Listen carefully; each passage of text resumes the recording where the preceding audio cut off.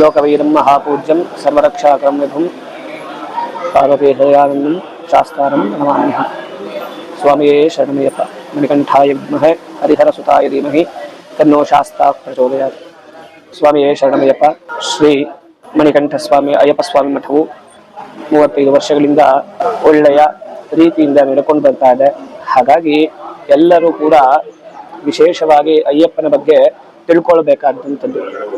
ಯಾಕಪ್ಪ ಅಂದ್ರೆ ಬ್ರಹ್ಮಚಾರ್ಯ ಅನ್ನುವಂಥದ್ದು ಪ್ರಥಮವಾಗಿ ಬರುವಂತಹ ಒಂದು ಪದ್ಧತಿ. ಯಾಕೆಂದ್ರೆ ಬ್ರಹ್ಮಚಾರ್ಯ, ಗೃಹಸ್ಥ, ವಾನಪ್ರಸ್ಥ ಮತ್ತೆ ಸನ್ಯಾಸ, ಈ 4 ವರ್ಣಗಳಲ್ಲಿ ಮೊದಲನೇದಾಗಿ ಬರುವಂಥದ್ದು ಬ್ರಹ್ಮಚಾರ್ಯ. ಹಾಗಾಗಿ 60 ದಿನಗಳ ಕಾಲ ಅಥವಾ 1 ಮಂಡಲ ಕಾಲ ವ್ರತವನ್ನ ಆಚರಿಸಿ ಇಂದ್ರಿಯ ನಿಗ್ರಹವನ್ನ ಮಾಡುವಂತಹ ಶುಭ ಕರ್ಮಗಳನ್ನ ಮಾಡುವಂಥದ್ದು ಈ ಮಾಲೆಯನ್ನು ಧರಿಸುವಂತಹ ವ್ರತ. ಹಾಗಾಗಿ ಆ ಸ್ವಾಮಿಗೆ ಹತ್ತಿರವಾಗಬೇಕು ಅನ್ನುವಂಥವರು ಮಾಲೆಯನ್ನ ಧರಿಸಿ ಅನಂತರದಲ್ಲಿ ನಿತ್ಯ ಬ್ರಹ್ಮಚಾರ್ಯ ವ್ರತವನ್ನ ಮಾಡಿ. ಯಾಕೆಂದ್ರೆ ಬ್ರಹ್ಮಚಾರ್ಯ ವ್ರತದಲ್ಲಿ ಪದ್ಧತಿ ಇದೆ ಏನಂತೇಳಿ, ಬೆಳಗ್ಗಿನ 11 ಗಂಟೆಗೆ ಆಹಾರ, 2 ಹೊತ್ತು ಊಟ ಮಾಡಬೇಕು ಅನ್ನುವಂಥದ್ದು. ಯಾಕೆಂದ್ರೆ 1 ಹೊತ್ತು ಫಲಹಾರ ಮತ್ತೊಂದು ಹೊತ್ತು ಊಟವನ್ನ ಮಾಡಬೇಕು ಅಂತೇಳಿ. ಹಾಗಾಗಿ ವಿಶೇಷವಾಗಿ ಇಂದ್ರಿಯ ನಿಗ್ರಹವನ್ನ ಕೊಡುತ್ತೆ. ಹಾಗೆ ವಿಶೇಷವಾಗಿ ಅಯ್ಯಪ್ಪನ ಸಾನ್ನಿಧ್ಯವನ್ನ, ಯಾಕೆಂದ್ರೆ ನಮ್ಮಲ್ಲಿ ಭೇದ ಭಾವಗಳನ್ನು ಮಾಡುವಂಥದ್ದು ಜಾಸ್ತಿ. ಹರಿಯನ್ನ, ಹರನನ್ನ, ಭೇದಗಳನ್ನು ಜಾಸ್ತಿ ಮಾಡ್ತೀವಿ. ಯಾಕಂದ್ರೆ ಗೊತ್ತಿದ್ದು ಮಾಡುವಂಥದ್ದು. ಹಾಗಾಗಿ ಪರಮಾತ್ಮ ಹರಿಹರ ತನುಜನಾಗಿ ಹರಿಹರನ ಮಗನಾಗಿ ಜನಿಸಿದ್ರಿಂದ ವಿಶೇಷವಾಗಿ ಹರಿಯ ಶಕ್ತಿ, ಹರನ ಶಕ್ತಿ ಇಬ್ಬರದು ಕೂಡ ಒಂದೇ ಕಡೆ ಸನ್ನಿಧವಾಗಿರುತ್ತೆ. ಹಾಗಾಗಿ ಆ ಸ್ವಾಮಿಯನ್ನ ಆರಾಧನೆ ಮಾಡೋದ್ರಿಂದ ವಿಶೇಷವಾಗಿ ಸರ್ವರಕ್ಷಾಕರಂ ವಿಭುಂ, ಎಲ್ಲರೂ ಕೂಡ ಸ್ತೋತ್ರದಲ್ಲಿ ಹೇಳ್ತೀವಿ, ಎಲ್ಲರನ್ನ ರಕ್ಷಣೆ ಮಾಡುವಂತವನು, ಹಾಗೆ ಭೂತಗಳಿಗೆ ಅಧಿನಾಯಕನು, ಹಾಗೆ ವಿಶೇಷವಾಗಿ ಗಣಪತಿ ಮತ್ತೆ ಸುಬ್ರಹ್ಮಣ್ಯನ ಸಹೋದರನಾಗಿರೋದ್ರಿಂದ ವಿಶೇಷವಾದ ಫಲವನ್ನ ಪರಮಾತ್ಮ ಕೊಡ್ತಾನೆ. ಯಾಕಪ್ಪ ಅಂದ್ರೆ ಸ್ವಾಮಿಗೆ 18 ಪಡಿಗಳಿದೆ. ಕೃಷ್ಣ ಹೇಳಿದ್ದಂಥದ್ದು 18 ಭಗವದ್ಗೀತೆಗಳಲ್ಲಿ 18 ಅಧ್ಯಾಯ, ಹಾಗೆ ಮಹಾಭಾರತದಲ್ಲಿ 18 ಪರ್ವಗಳು, ಎಲ್ಲವೂ ಕೂಡ 18 ಅನ್ನುವಂಥದ್ದು ವಿಶೇಷವಾದ ಫಲವನ್ನ ಕೊಡುವಂಥದ್ದು. ಹಾಗಾಗಿ ಆ 18 ಪಡಿಗಳನ್ನ ಹತ್ತೋದ್ರಿಂದ 18 ತರಹದ ಸಿದ್ಧಿಗಳು, ವಿಶೇಷವಾಗಿ ಗೀತಾ, ಗಾಯತ್ರಿ ಮತ್ಯಾದಿ ದೇವತೆಗಳು ಅಂದ್ರೆ 18 ತರಹದ ದೇವತೆಗಳನ್ನ ಆರಾಧನೆಯನ್ನ ಮಾಡಿಕೊಂಡು ವಿಶೇಷವಾದ ರೀತಿಯಿಂದ ಒಳ್ಳೆಯ ಸನ್ನಡತೆಯನ್ನ ಕಲಿಸಿಕೊಂಡು ನಮ್ಮ ಮನಸ್ಸಿಗೆ ತೆಗೆದುಕೊಂಡು ಅನಂತರದಲ್ಲಿ ಸ್ವಾಮಿಯನ್ನ ದರ್ಶನ ಮಾಡುವಂಥದ್ದು ವಿಶೇಷ. ಯಾಕೆಂದ್ರೆ ನಿತ್ಯ ಸಾವಿರಾರು ತಪ್ಪುಗಳನ್ನ ಮಾಡ್ತಾ ಇರ್ತೀವಿ. ಆದ್ರೆ ಮಾಲೆ ಹಾಕಿದಂತಹ ಸಂದರ್ಭದಲ್ಲಿ ಯಾವುದೇ ವಿಧವಾದ ತಪ್ಪುಗಳನ್ನ ಮಾಡ್ಲಿಕ್ಕೆ ಅರ್ಹನಾಗಿರೋದಿಲ್ಲ. ಯಾವುದೇ ವಿಚಾರವಾಗಿ ಕಣ್ಣಾಗ್ಲಿ, ಕೈಯಾಗ್ಲಿ, ಮೂಗು, ಬಾಯಿ, ಪಂಚೇಂದ್ರಿಯಗಳೆಲ್ಲವೂ ಕೂಡ ತನ್ನ ಇಂದ್ರಿಯ ನಿಗ್ರಹಕ್ಕೆ ತೆಗೆದುಕೊಳ್ಳುವಂಥದ್ದು ವಿಶೇಷ. ಹಾಗಾಗಿ ಎಲ್ಲಾ ವಿಧವಾದ ಯಾವುದೇ ವರ್ಣ ಪದ್ಧತಿ ಇಲ್ಲದೆ, ಯಾಕೆಂದ್ರೆ ಕೆಲವೊಂದು ಜಾಗಗಳಲ್ಲಿ ವರ್ಣ ಪದ್ಧತಿಯನ್ನ ನೋಡ್ತೀವಿ. ಬ್ರಾಹ್ಮಣ ಪೂಜೆ ಮಾಡ್ಬೇಕಾದ್ರೆ ಯಾರನ್ನ ಹತ್ರ ಸೇರ್ಸಲ್ಲ, ಮತ್ತೊಂದು ಮಗದೊಂದು ಎಲ್ಲ ಇದೆ. ಹಾಗಾಗಿ ಸ್ವಾಮಿಗೆ ಪೂಜೆ ಮಾಡುವಂತವರು, ಮಾಲೆ ಧರಿಸುವಂತವರು ಯಾವುದೇ ವಿಧವಾದ ಜಾತಿ ಧರ್ಮ ಭೇದ ಭಾವಗಳಿಲ್ಲದೆ ಸ್ವಾಮಿಯನ್ನ ದರ್ಶನ ಮಾಡಬಹುದು, ಹಾಗೆ ಮಾಲೆಯನ್ನ ತಗಬಹುದು. ಬೇರೆ ಕಡೆ ಆದ್ರೆ ನೀನ್ ಸ್ನಾನ ಮಾಡ್ಲಿಲ್ಲ ಅಂದ್ರೆ ದೇವಸ್ಥಾನಕ್ಕೆ ಬರೋಂಗಿಲ್ಲ, ನೇಮ ನಿಷ್ಠೆ ಎಲ್ಲವಿರುತ್ತೆ. ಇಲ್ಲೂ ಕೂಡ ನೇಮ ನಿಷ್ಠೆ ಇದ್ರು ಕೂಡ ನನಗೆ ನನ್ನ ಸಂಸ್ಕಾರವನ್ನ ಕಲಿಸುವಂಥದ್ದು ಅಥವಾ ನನಗೆ ಒಂದು ಧರ್ಮವನ್ನ, ಸನಾತನ ಸಂಸ್ಕೃತಿಯನ್ನ ಕಲಿಸುವಂಥದ್ದು ಮಾಲೆ ಧರಿಸೋದ್ರಿಂದ. ಹಾಗಾಗಿ ಎಲ್ಲರೂ ಕೂಡ ವಿಶೇಷವಾಗಿ ಮಾಲೆಯನ್ನ ಧರಿಸಿ ನಿತ್ಯ ಸಂಕಲ್ಪಾದಿಗಳನ್ನ ಮಾಡಿಕೊಂಡು, ನಿತ್ಯ ಪ್ರಾರ್ಥನೆಯನ್ನ ಮಾಡಿಕೊಂಡು, ವಿಶೇಷವಾಗಿ ನಮ್ಗಲ್ಲಿ ಕೆಲವೊಂದು ರೀತಿಯ ಗೊತ್ತಾಗತ್ತೆ. ನಮ್ಗೆ ಬೆಳಗ್ಗೆ ಬೇಗ ಎದ್ದಾಳೋದು ಯಾಕೆ?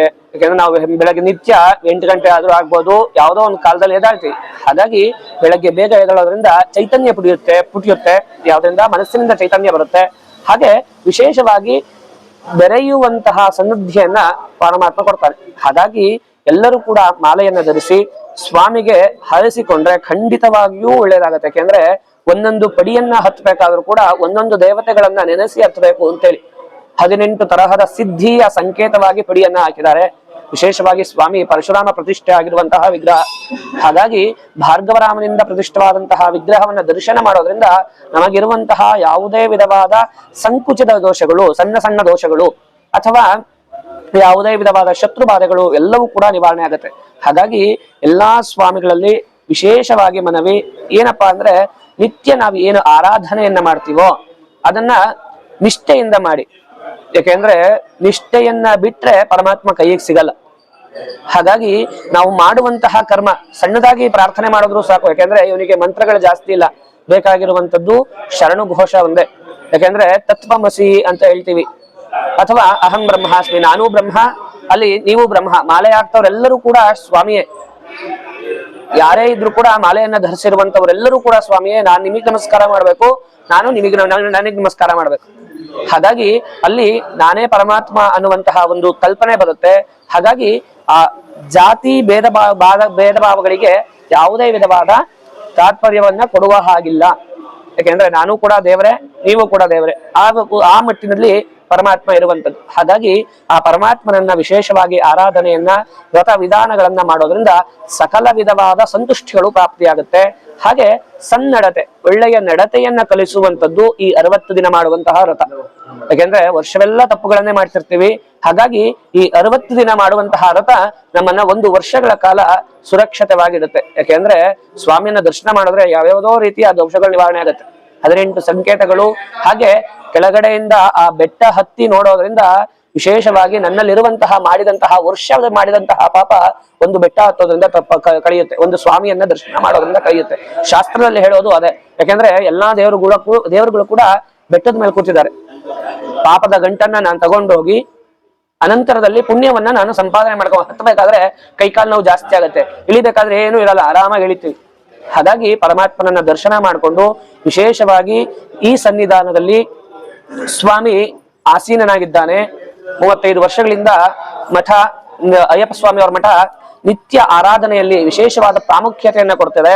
ಹಾಗಾಗಿ ಎಲ್ಲರೂ ಕೂಡ ಬಂದು ಸ್ವಾಮಿಗೆ ಪೂಜಾ ಪುನಸ್ಕಾರಾದಿಗಳಲ್ಲಿ ಭಾಗವಹಿಸಿ ಅನಂತರದಲ್ಲಿ ಎಲ್ಲರೂ ಕೂಡ ಮಾಲೆಯನ್ನ ಧರಿಸಿ ಸ್ವಾಮಿಯ ದರ್ಶನ ಮಾಡೋದ್ರಿಂದ ವಿಶೇಷವಾದ ಪುಣ್ಯದಾಯಕವನ್ನ ಪಡೆಯುತ್ತೆ. ಹಾಗಾಗಿ ಎಲ್ಲರೂ ಕೂಡ ಆಗಮಿಸಿ ಸ್ವಾಮಿಗೆ ಕೃಪೆಗೆ ಪಾತ್ರ ಆಗಬೇಕಾಗಿ ವಿನಂತಿ.